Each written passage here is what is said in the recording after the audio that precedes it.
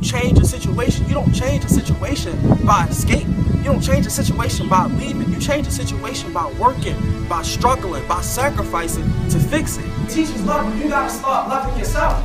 If you get what I'm saying, it's okay that you got teachers here that care about your education, that really love you, that want you to succeed, but you gotta want to succeed. I'm at the age where reality starts to hit people, where ideas and dreams are gave up on, where envisioning a better world begins to look childish. I'm at the age where people give up, where people fall off, where the inferiority complex in black people finishes choking out the life of their aspirations. I'm at the age where people begin to accept the world as it is, and they leave their opinions for philosophy class.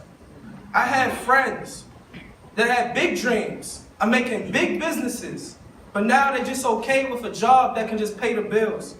I have friends that had plans of being full-time musicians and full-time makeup artists and creative artists, but now they're just okay with a job that pays $15 an hour.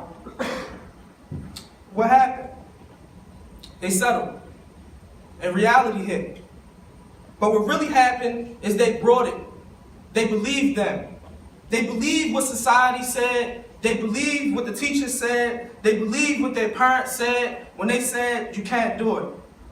And they ultimately believe that little voice in their head saying, you can't do it. You're not smart enough. You're not disciplined enough. You're not good enough. You're not good enough. You're not good enough. They brought it. Self-hate. Internalized insecurity. And this is the cycle.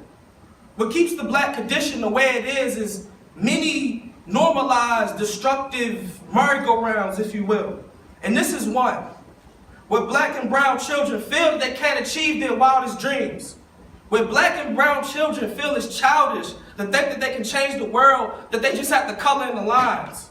Where black children know that they have been freed from slavery, but they still live the life of slaves.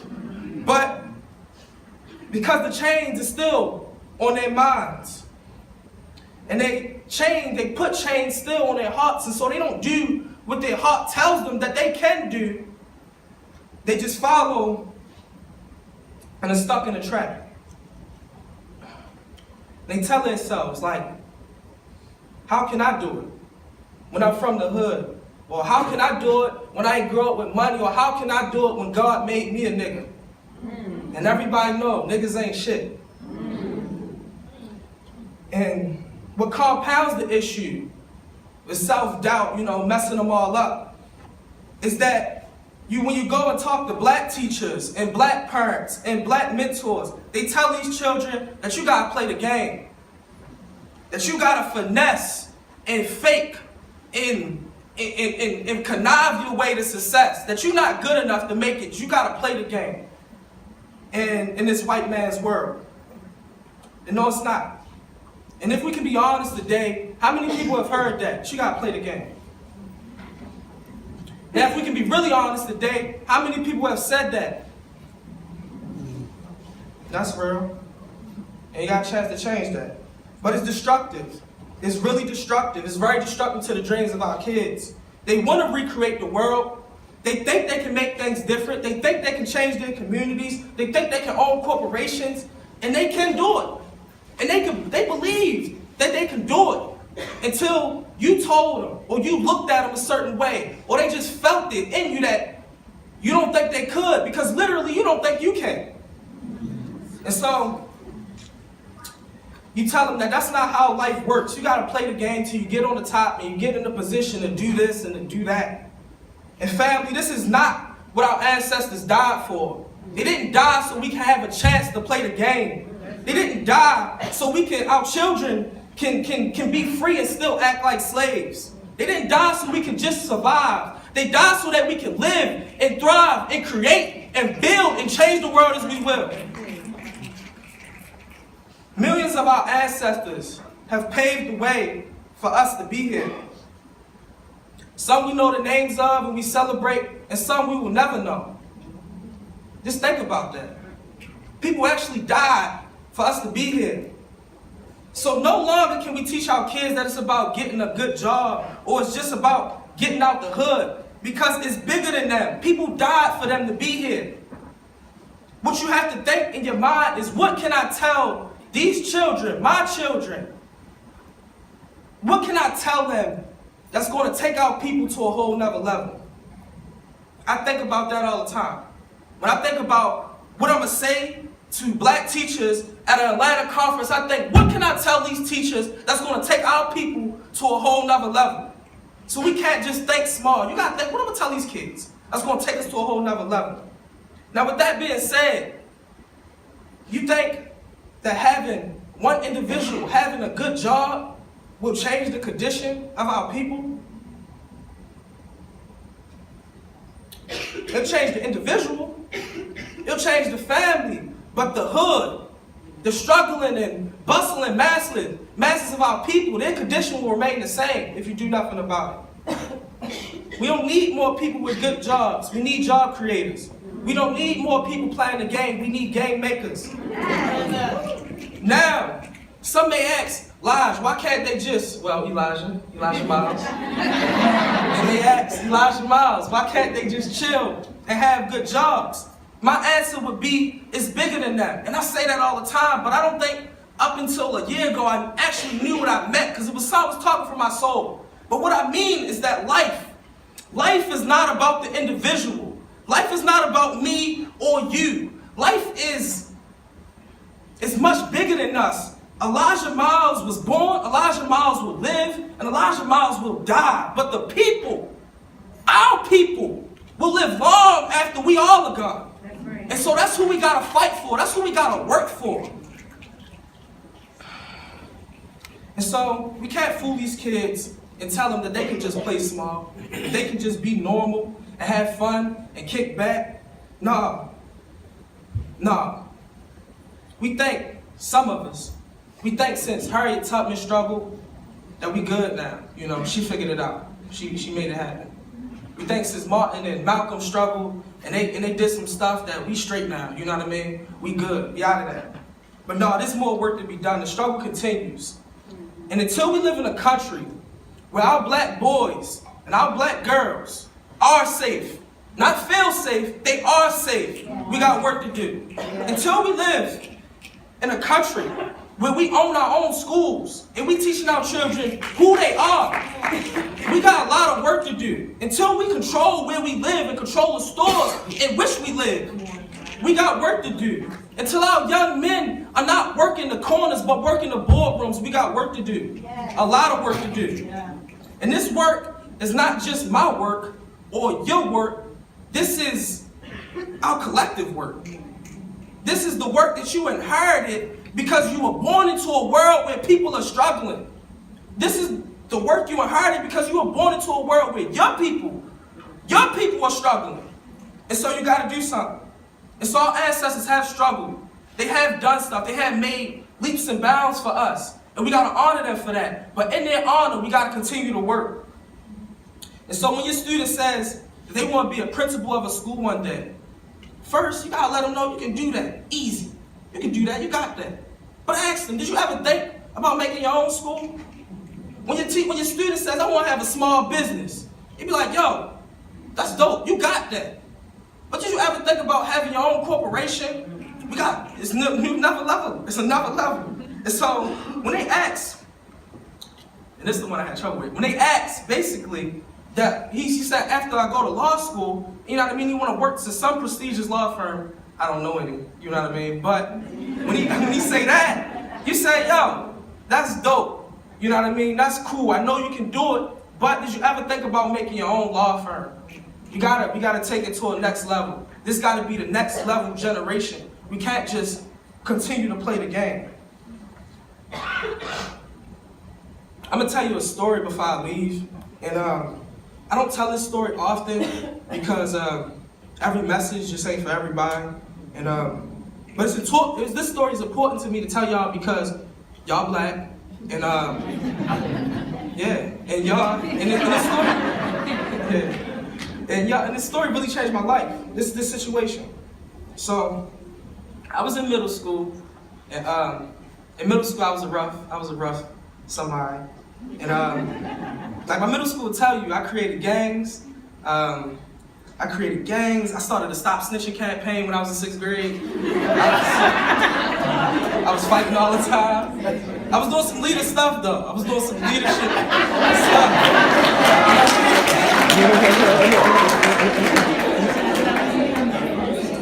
Yeah, so I just wasn't a pleasant kid to have in your classroom. So I was born and raised in Baltimore City. This was the issue. I was born and raised in Baltimore City, in East Baltimore in particular, in a neighborhood called Down the Hill. I really don't actually know the real name for it, but that's the hood name for it. It's called Down the Hill. Yeah! Oh yeah, y'all recognize this. So I'm from Down the Hill. And so, up until that point, my whole life, my identity is, and this is actually what I thought, is that I'm a real nigga from Down the Hill. That's all I thought.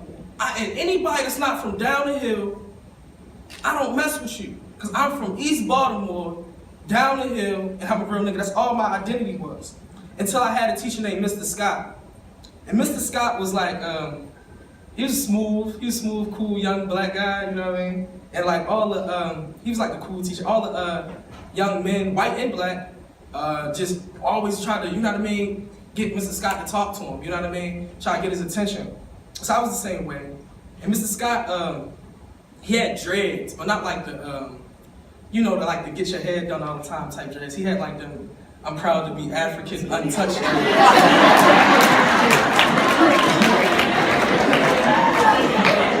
Y'all know what's fun to talk about, man. And, but I thought he was Jamaican or Rasta or something. And so, I never forget, he had a flag on his desk that had always been there, but I guess I just noticed it this day, and I was curious about it.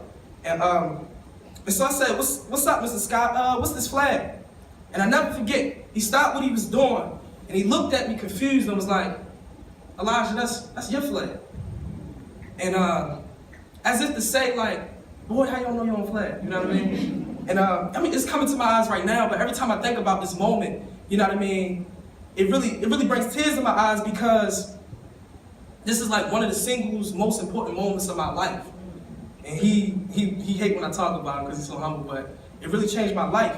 And so he didn't just stop there. He took the flag and he was like, because it was on a stick then.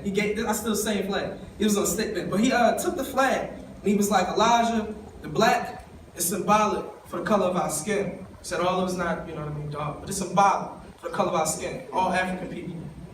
He said the red is for the blood that runs through all the veins of African people. But he said the red is also symbolic of the blood that we shed during slavery, during oppression all over the world. And he said the red is also symbolic of the blood that we have to continue to shed to make any progress. Then he said the green is for our homeland, it's for Africa. And he said the green is also for the land that we will inherit, call it the promised land. And man, I can't, every time I write about this, I try to explain what it did for me, but it's hard to put into words. But it's just like my identity, my little small mindset, my little small vision of myself just expounded. So no longer was I a nigga. He taught me that I'm much more than that. You know what I mean? I'm much more, I'm not a nigga. You know what I mean? I was a strong black man. And he changed my life. God worked through him and really changed my life. And it's like, I know what Christians mean when they say, you know, I was lost. And I got found. Or I was dead, and now I'm alive. Because I really experienced it firsthand. It showed me I was important when the world was saying I wasn't. It showed me that black people were important when the world was saying we wasn't. That we was just niggas. I felt that way. You know what I mean? I hated myself. And he not only gave me self-worth, he completely destroyed the identity crisis I had. And all over the world, he gave me a mission though. He gave me a goal, and he gave me my purpose. And that's why I do this work, and I'm gonna continue to do this work until the day that I die. And because you guys are blood of my blood and flesh of my flesh, you know what I'm saying? And I would rather not live than to see our people in ignorance and not say something about it. I would rather not live than to see us suffering and not try to do something about it. I would rather not live than just to go along and get along. I want to be like Martin Luther King when he said, at my funeral, I don't want you to mention that I had a Nobel Peace Prize, because that's not important. He said, I don't want you to mention where I went to school in my house, but I don't want you to mention where I went to school. It's because that's not important. He said, I want you to say on that day that Martin Luther King Jr. tried to give his life serving others. I want to be like that. I want to be like Fred Hampton when Fred Hampton said, I want to be like Fred Hampton when Fred Hampton said that I don't want to die slipping on a piece of ice. I don't want to die in a car crash. He said, I want to die for my people, not because I'm doing anything different. He said, I want to die for my people because I live for my people. And that's the type of guy that I want to be. And I want to live for my people, and I want to die for my people, because now that's the times we're living in. Now is the time that we got to live for our people, and then we got to be willing to die for our people. And through our dedication, through our struggle, through our selflessness, we will find peace, freedom, prosperity, and a bright future for our people. And so, teachers, you have to ask yourself, what will I contribute or continue to contribute toward the salvation of my own people? Teach for America is cool, but I believe what Elijah Muhammad believed when he said that the only people that can raise us is us. The only people that can save us is us. Because the only people that can truly understand us is us. So it's up to us. Because, and that's the truth. And what you have to do is really ask yourself, like, what am I going to do to raise them out of ignorance, out of poverty, out of homelessness, out of disunity, out of self-hate, out of low self-esteem? We got so many issues, and we got so much work to do. And you have to really, this is the question that you really have to ask yourself as well as a teacher: will I build saviors or slaves? Will I continue to build saviors, or will I be building slaves? And so, we can do it. Our children can do it. And honestly, we got who we need in the room today. You know what I mean? Because honestly, we only need a couple that feel that strongly about the principles that our ancestors stood for, and we'll get to the other side. And I pray that we find those people in this room today. Thank you.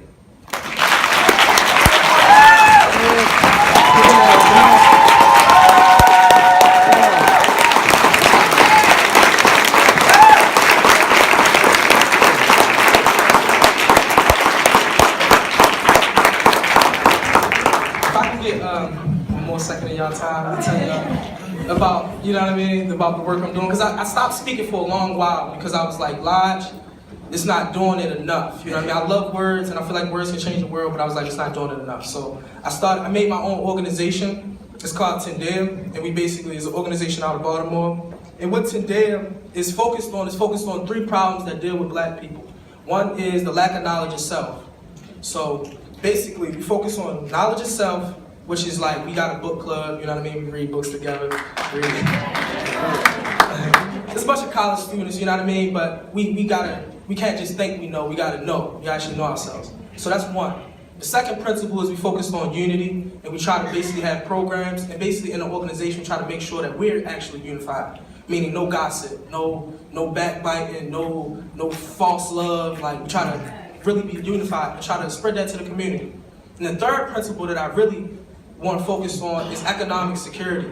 This is what our organization, I guess, is like getting known for, is that basically we fundraise, and we have been fundraising. We got about $3,000 so far.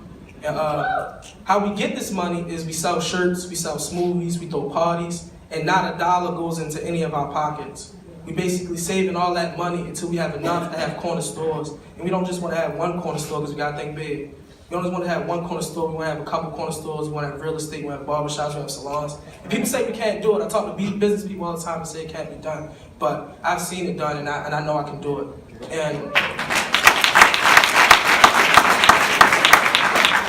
basically, if you want to hear any more information about Tendem, about what we're doing, if you want to support financially or physically or just give suggestions, You can write your name down, not right now. You can write your name down later, you know what I mean? Or come see me later, and I can just get your email address and send you more information, because I look at y'all as like my team, my extended team, you know what I mean? So thank y'all again.